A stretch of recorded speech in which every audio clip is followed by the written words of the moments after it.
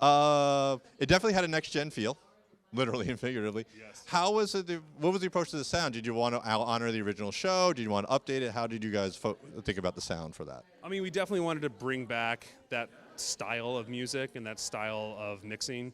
The stuff that Dennis McCarthy did in Next Generation, and then Jerry Goldsmith and James Horner in those movies.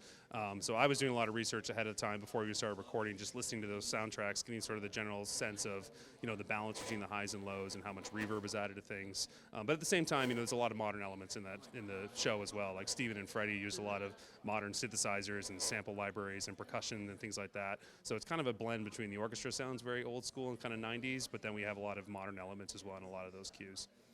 The final Borg battle, which I thought was fantastic. Great action sequence, but also good drama with Picard trying to save his son. Yeah. How challenging was that, kind of doing music for that one? Because there was a lot going on there, and you didn't want the drama being overshadowed by the big battle. What was the process for that? Yeah, I mean, that's honestly, I'm trying to remember what it's called in the soundtrack. It was called Picard Saves Jack when we were working on it. But that scene where he saves him from, the Borg kind of world that he's in is probably one of my favorite cues in the whole series. I mean, just he brings in the family theme in a solo French horn while he's talking to him, and it's just goosebumps in that scene. But then it switches after that to just huge, epic, loud orchestra, which you kind of need to punch through all of the sound effects and things like that.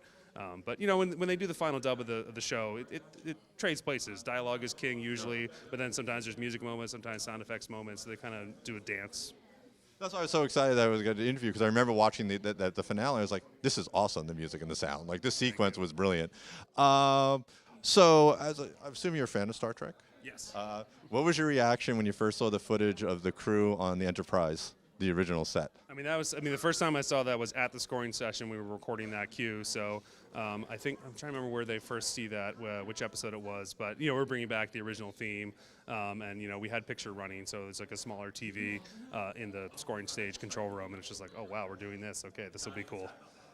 That's great. And my final question: we're at Comic-Con and superheroes. When did you gain your superhero powers for music and realize you can make money doing something you love? Probably. I mean, I discovered my specific profession in high school, so I was always a music kid, playing piano and saxophone, and then do some writing here and there. But then loved music production and technology as well. And then I remember, I think sophomore year of high school or something there, I was just perusing IMDb and I looked at music credits. And I'm like, oh, there's engineers that like recorded and mixed this music. That sounds like a fun gig, and that's what I ended up falling into. So it's pretty fun.